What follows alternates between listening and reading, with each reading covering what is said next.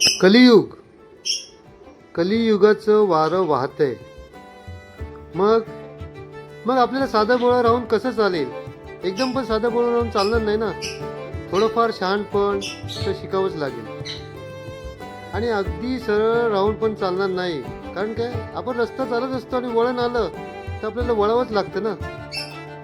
समजा एखाद्या ठिकाणी घाई गडबड झालेली आहे आणि आपण तुडवले जाऊ आणि आपल्याला त्रास होईल आणि पडलो आपण, तर धडपडत आपल्याला उभं राहावंच लागेल ना, बरोबर ना. कोणी कोणाचं नसतं, हे सगळं शिकावंच लागतं.